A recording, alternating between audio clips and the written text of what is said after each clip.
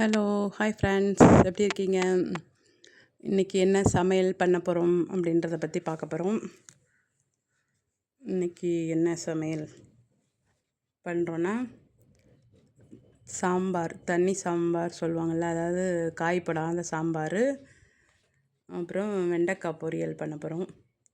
அதுக்காக இன்றைக்கி ரெடி பண்ணி வச்சுருக்கு. வெங்காயம், தக்காளி, பச்சை மிளகா, பூண்டு எல்லாம் சாம்பாருக்கு தட்டி போட்டு வச்சுருக்கு.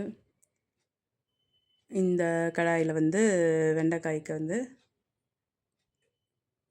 வச்சுருக்கோம். அடுப்பை பற்ற வச்சு அந்த ஸ்டவ்வில் வெங்காயத்தை போட்டு வதக்கியாச்சு. இதில் வெண்டைக்காய்க்கு வெங்காயம் போட்டு கிண்டிக்கிறோம். அதுலேயும் நல்லா பொன்னிறமாக வதங்கணுன்ட்டு வெங்காயத்தை வதக்கி விடுறோம். அதுக்குள்ளே பூண்டு தட்டி போடணுன்ட்டு பூண்டை தட்டிக்கலாம். பூண்டை தட்டி போட்டுட்டு அதையும் நல்லா வதங்கணும்.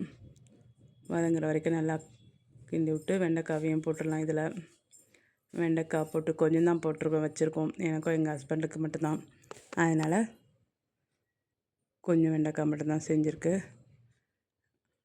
அதோட இதில் கொஞ்சம் மஞ்சத்தூள், பெருங்காயத்தூள் அதெல்லாம் போட்டு கிண்டிட்டு தக்காளியும் போட்டு கிண்டணும். தக்காளி வெட்டி வச்ச தக்காளியும் போட்டுட்டு நல்லா வதக்கணும். அதிலே கொஞ்சம் உப்பு போட்டால் தான் வதங்கும் நல்லா. அதனால் கொஞ்சம் உப்பு போட்டு இப்போயே போட்டோன்னா எல்லாமே கொஞ்சம் நல்லா வதங்குன்றதுக்காக உப்பையும் போட்டுக்கலாம். போட்டு நல்லா அப்படியே கிண்டி விட்டுட்டு இருந்தால் அதுக்கப்புறம் கொஞ்சம் நல்லா அது இதுவாக வரணும். தொக்கு மாதிரி நல்லா பிரட்டி வந்தால் தான், நல்லா மசிய வந்தால் தான் நல்லாயிருக்கும். இல்லைன்னா முழுசாக இருக்க மாதிரி இருக்கும் சாம்பாரில். அதோட மிளகாத்தூள் கொஞ்சம் போடணும். மிளகாத்தூள் சாம்பாருக்கும் போடணும், வெண்டைக்காய்க்கும் போடணும். மிளகாத்தூளை போடுறதுக்கு இது கொஞ்சம் மிளகாத்தூளை போட்டு வெண்டைக்காய்க்கும் கொஞ்சம் மிளகாத்தூள் போடணும். போட்டாச்சு. அதோட நல்லா வதக்கி விடணும். ரெண்டுமே வதக்கி விட வேண்டியதான். நல்லா வதங்கி வந்தால் தான் நல்லா டேஸ்ட்டு கொஞ்சம் இதாக இருக்கும். நல்லா எல்லா வெங்காயம், தக்காளி, பச்சை மிளகாய், பூண்டு எல்லாமே வதங்கினா தான். அதோட அந்த பருப்பு அதை தூக்கி ஊற்றி வதக்கிடணும். அதாவது பருப்பு குழம்பு, சாம்பார், தண்ணி சாம்பார் அப்படின்னா என்னென்னா, காய் போட்டு செய்கிறதுனா அது காய் போடுறது. இது எதுவும் போடாமல் வெறும் பருப்பை மட்டும் போட்டு வெங்காயம், தக்காளி, பச்சை மிளகாய், பூண்டெல்லாம் போட்டு தட்டி அதிலையே போட்டு கொஞ்சோண்டு புளி மட்டும் ஊற்றி கிண்டுறது பேர் தான். ஒவ்வொருத்தவங்க அதை பருப்பு குழம்பு பண்ணுவாங்க, ஒவ்வொருத்தவங்க தண்ணி சாம்பார்னுவாங்க, ஒவ்வொருத்தவங்க காய் போடாத சாம்பார் சொல்லுவாங்க. அது மாதிரி எதுனாலும் அது சொல்லிக்க வேண்டியதான். அதோட அதில் கொஞ்சம் தண்ணியும், அது கட்டியாக இருக்கனால பருப்பை வச்சது, அது கொஞ்சம் தண்ணி ஊற்றிட்டு அதை கிண்டி விடணும். அதுக்கப்புறம் இதிலே வெண்டைக்காவும் இதில் காய் போட்டோன்னா, காய் எங்கள் வீட்டில் யாருமே சாப்பிடவே மாட்டாங்க. குழம்புல காய் போட்டால் புளி கரைச்சி வச்சதும் இருக்குது. அந்த இதையும் சாம்பாருக்கு ஊற்றிக்கலாம். அதனால் வெண்டைக்காவும் சரி, எந்த காய்கறி போட்டாலும் எல்லாத்தையும் நான் தான் சாப்பிட்ணும். எல்லாமே காயெல்லாம் அப்படியே மேலே வச்சுட்டு அப்படியே மேலாப்பில் சாறு மட்டும்தான் எடுத்துட்டோங்க. இந்த மாதிரி செஞ்சிட்டாலே பெட்டராக இருக்கும். அதனால் வெறும் சாம்பாரே வச்சாச்சு. புளியும் ஊற்றிட்டு அதோட நல்லா கொதிச்சோன்னும் டேஸ்ட்டு பார்த்துட்டு இறக்க வேண்டியது, அவ்வளோதான். சாம்பார் ரெடி ஆயிடுச்சு. தண்ணி சாம்பார், காய் போடாத சாம்பார். அதுக்கப்புறம் இந்த வெண்டைக்காவும் கொஞ்சம் நல்லா வதங்கிடுச்சு.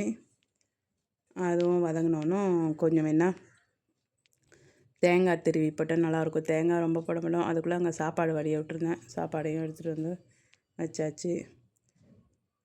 இங்கே இதுலையும் வதங்கிடுச்சு. ரெண்டுமே இதாகிடுச்சு. சாம்பார் கொதிச்சா இறக்கிடலாம். அடுத்து வெண்டைக்காவும் வதங்கிச்சு. இன்னும் கொஞ்சம் நேரம் இருந்தால் போதும். ஸ்லோ வச்சுருக்கு. ஸ்லோ வச்சோன்னும் அதை வதங்கிட்டு இறக்கிட்டு கொஞ்சம் அதான் ஒரு தேங்காய் பத்தையும் போட்டால் கொஞ்சம் நல்லாயிருக்குன்ட்டு தேங்காயையும் எடுத்து திருகலான்னு பார்த்துட்ருக்கோம். அதுக்குள்ளே சாம்பாரில் உப்பு, புளி, காரம் எல்லாம் எப்படி இருக்குதுன்னு பார்த்து டேஸ்ட்டு பார்த்துக்கலாம். எல்லாம் சரியாக தான் இருக்குது.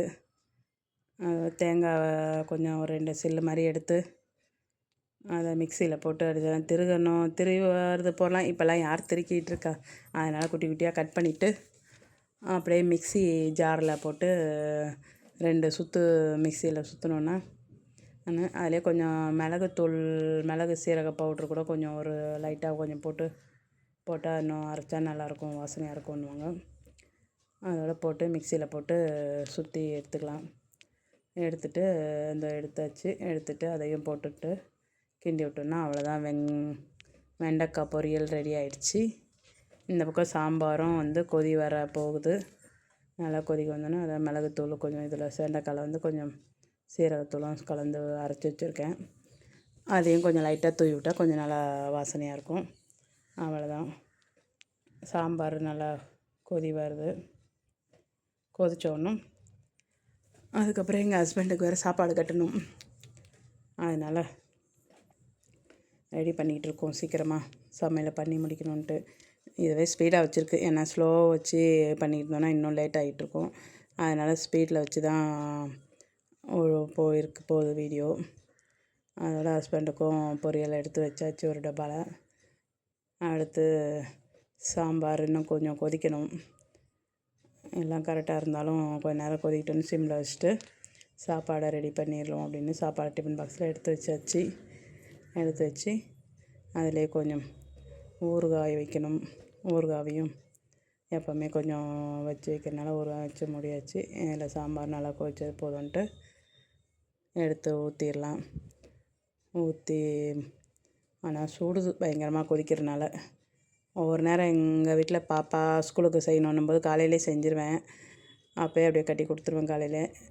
இன்றைக்கி காலையில் தோசை தான் செஞ்சு கொடுத்துட்டேன். அதனால் அவருக்கும் எனக்கும் மட்டும்தான் சாப்பாடு. பாப்பாவுக்கு சாப்பாடு. பையன் காலேஜிலே சாப்பிட்ருவான், அங்கேயே கொடுத்துருவாங்க. அதனால் இப்போ எனக்கும் அவருக்கும் மட்டும்தான் செய்கிறனால கொஞ்சமாக தான் செய்யுது. எப்படினாலும் செஞ்சால் படான்னு கிண்டுறதில் எல்லாம் கீழெல்லாம் மேலெல்லாம் கொட்டிகிட்டு இருக்கும். அதனால் அப்படியே கொஞ்சம் அப்பப்போ கொஞ்சம் க்ளீன் பண்ணால் தான் க்ளீனாக இருக்கும்னு க்ளீன் பண்ணிடுது. அப்புறம் இன்னொரு டப்பாவில் தயிர், இன்றைக்கி ரசம் வைக்கல, அதனால் தயிர் ஊற்றி கொஞ்சம் லைட்டாக உப்பு போட்டு கொஞ்சம் தண்ணி ஊற்றிட்டோன்னா மோர் மாதிரி ஊற்றி சாப்பிட்டுப்பார். அதனால் அதையும் வச்சாச்சு.